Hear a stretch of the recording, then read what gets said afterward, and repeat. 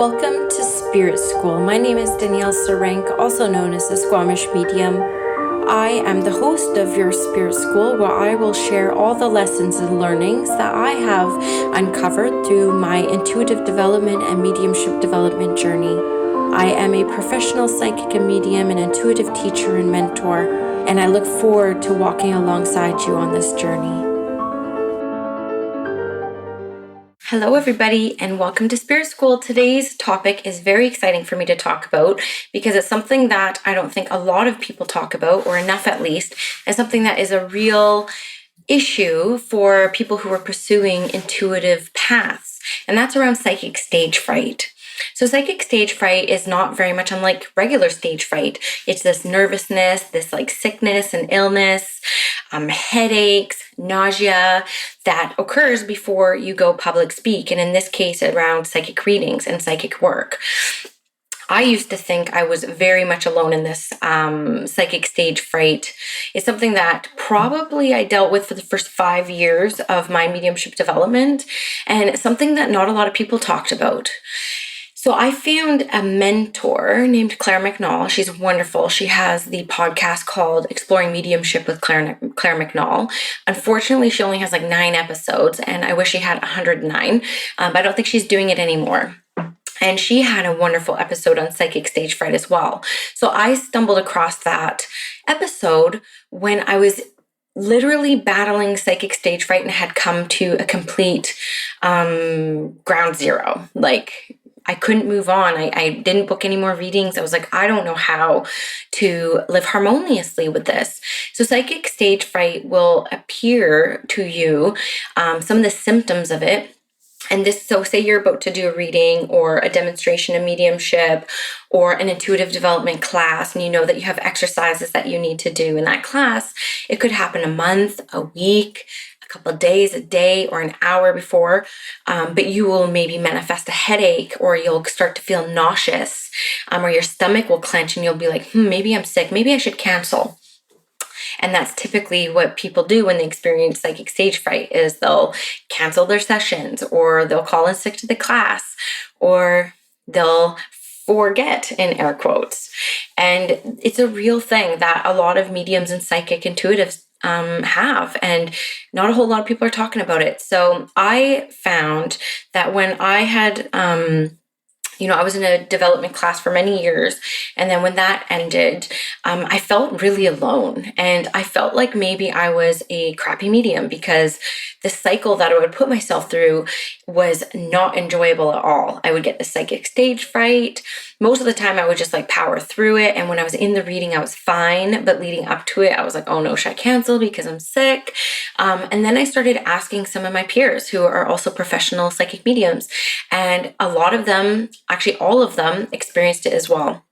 So that first and foremost gave me comfort, which is why I'm doing this podcast and I'm being vulnerable for you, because I want you to know that that is perfectly normal, and even the greatest experience it. Who was I listening to the other day? I think it was even James Van Prague, and I was listening to him where he talked about still feeling nervous. Oh no, it was Kyle Gray, still feeling that nausea before stepping on a stage to channel spirit. And that's so comforting that even like some of the greatest and most well-known spiritual teachers also experience this. Some of the symptoms of psychic stage fright are headaches, nausea, exhaustion, a sore stomach. And again, you'll be able to kind of coincide these instances with that of spiritual work. So what do you do when you experience this? Like I said, a lot of people end up canceling or postponing their sessions, or just kind of like giving up. Like, I don't want to put myself through this. Even me, I had to really assess with myself. Do I want to do readings? Like, do I want to do this work? Is this painful cycle that I put myself through every single time worth it? And I have actually taken quite a few months off here or there because I couldn't find a way to kind of live harmoniously with it. But I'm telling you, by the end of this episode, I'm going to have the answers for you on how to get through this, okay? So what are the causes for the psychic stage fright? Well, I'll tell you, first and foremost, the number one reason that I hear the most is fear of being wrong. So you're quite vulnerable when you're intuitively developing and you're putting yourself out there to be a working medium or a psychic or intuitive or clairvoyant or whatever you go by. And that fear of being wrong, that ego kind of creeping up, telling you can't, spirit's not going to show up, you're not a medium, you're not a psychic, blah, blah, blah. You're going to get information wrong. They're not going to understand. All these negative biased judgments that you're putting on yourself in your spiritual work will creep in and can take over.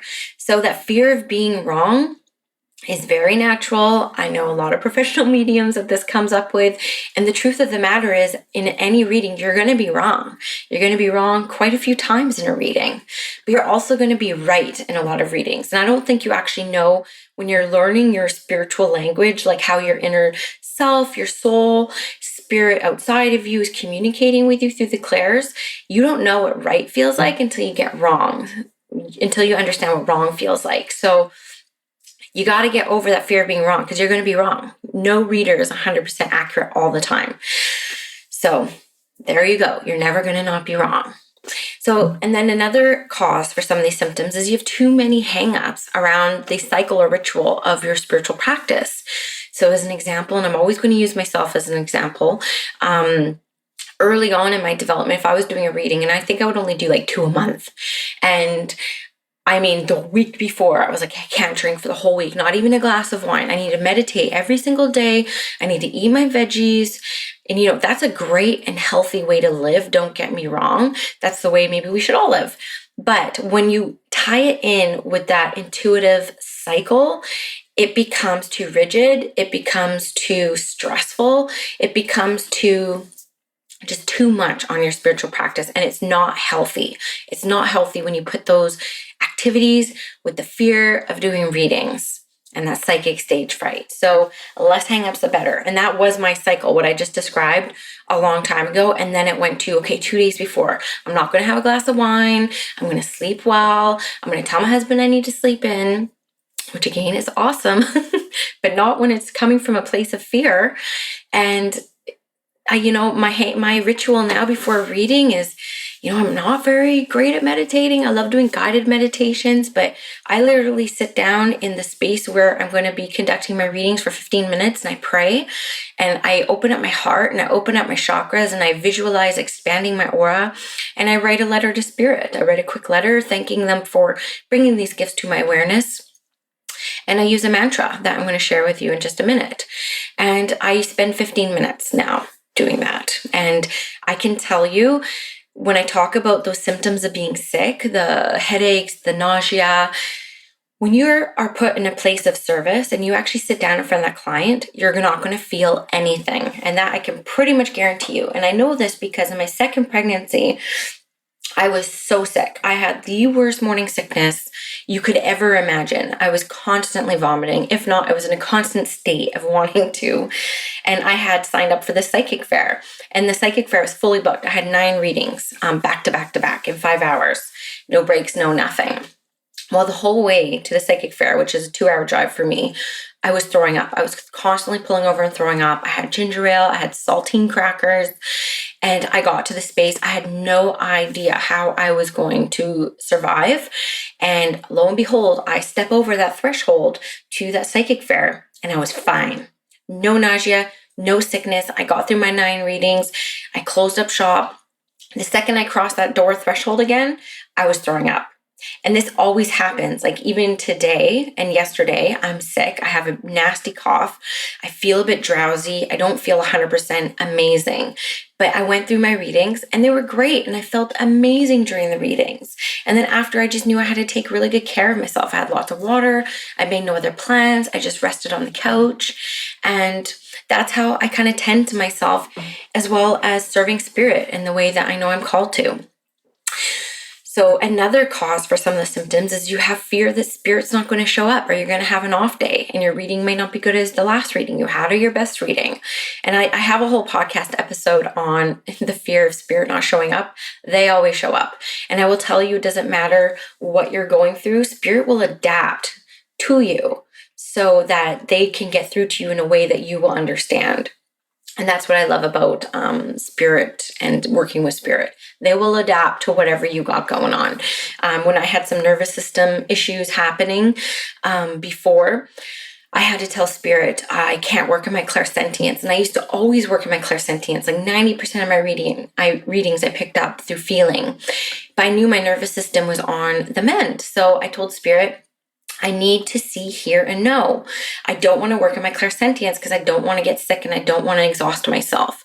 Lo and behold, my next readings, which were very high stake readings, they were really severely traumatic grieving situations, they were fine, and spirit adapted. I adapted through that intention and through that prayer work. So we all adapted and everything went off fine.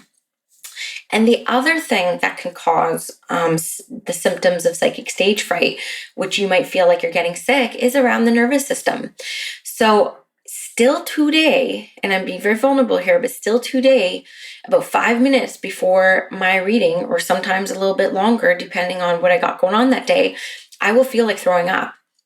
And it's taken me 6 years now, and a lot of conversations with my counterparts who are also professional psychic mediums, that they get it too. And I've kind of come to terms with that. It's actually my nervous system preparing to work with spirit. So it's my sacral chakra, my solar plexus. It's my nervous system opening up for my clairsentience and that divine connection. So now I actually know that when I feel like throwing up and I feel that nausea come over me, I know that I'm just preparing my body to connect with the divine and spirit. So I would probably get more nervous now if I didn't feel it, which is funny. Pardon my cough here.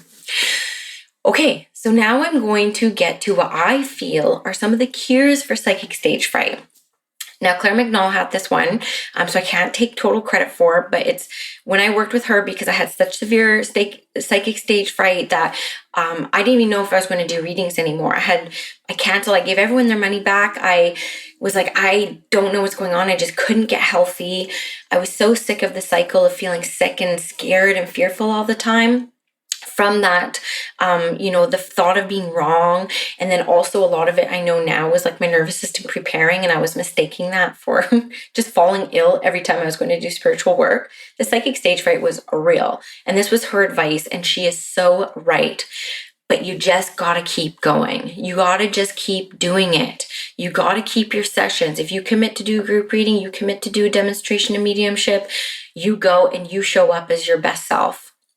Okay, so your best self might look a little bit altered because you do have that fear, which is that ego coming through. And I don't mean ego as in you're like, ooh, I'm going to do this for money, or I'm going to do this to help make me feel good. But ego will always come through with you can't, you won't, all those negative bias judgments that we all have as an internal dialogue. That's what spirit will come through, or that's what your ego will come through with. And it will always come through. I don't think there's ever going to be a time where it won't, but your resilience to those negative biases will be amazing, and they will get stronger. And that cycle will shorten right up. Like I said, it used to be a week for me, and now it's like 5 minutes. Okay, so that's good. Resilience. You just build it up. So you just got to go for it. You just got to do it. You just got to practice. And the more you do practice intuitive studies, whether it's by yourself or in a class setting or putting yourself out there for the public, the more you practice and the more you get under your belt, the more confident you will be in your spiritual connection and the language that spirit has with you, and the less fear will creep up. So, and we all know from my past podcast episode that spirit always shows up. So shouldn't fear that at all. So just go for it. Don't cancel. Show up. Another one is I like to have, I talked about this a little bit earlier, but psychic stage fright, right? That's very physical. Psychic stage fright is very physical, as well as emotional, mental, but more physical. So this is where you ask spirit, like, maybe I'm not good to work on my clairsentience today as much. So let's work on the other faculties. Let's work on the claircognizance, the knowing, the clairvoyance, the seeing, and the clairaudience, which is the speaking and hearing. So you can work with spirit on what you're feeling may be the best way to connect with you. They probably already know what the best way is to connect with you, but can give you some peace of mind. And it always helps to set those intentions down. And last and not least, another cure that I feel there is for psychic stage fright is mantras. So when I write my letter to spirit, the first and last thing that I write is, this is not about me. Okay. And that's very powerful because a lot of me feeling getting wrong, it involves me, all these fears. It doesn't involve my sitter. And you always need to go back to that place of service. Like, why are you doing this? Because you're put in a place of service. So get to really remind myself of that service mindset, and go back to that place to keep my vibrations high. I say, this is not about me. This is about the spirit's healing on the other side. And this is about my sitter who is here and has been aligned with me for a reason. So go back to the service mindset. Some other mantras that might work is like, I am divinely connected. I am in tune. I'm at the right place at the right time. And I have gifts to share with this world. So there's tons of ways in which you can overcome psychic stage fright so you can continue on that spiritual path. Now, I know that a lot of this is actually more geared towards people who are, developing for the intention of providing readings. That's just my area of passion. So that's why I speak about these things. And I know that there's a lot of people who listen to my podcast, who don't have an interest in being a reader. That's amazing. But maybe something within here helps you understand why, when you sit down to go do spiritual work, or you have a girls' card night with your friends, why you might be feeling some of these feels. It's real and it happens to everybody. So I hope, if nothing else, people who hear this kind of sigh, like a refreshing breath, and just say, okay, it's normal and everybody experiences it. So that's it for this episode on psychic stage fright. If you have any comments, please message me. I'm on Instagram. You can find me anywhere on social media as Squamish Medium, iCloud, or Squamish Medium at iCloud.com, SquamishMedium.com. I would love it if you would rate and review this podcast on iTunes, as that's how people can find me. And yeah, have a great day, everyone.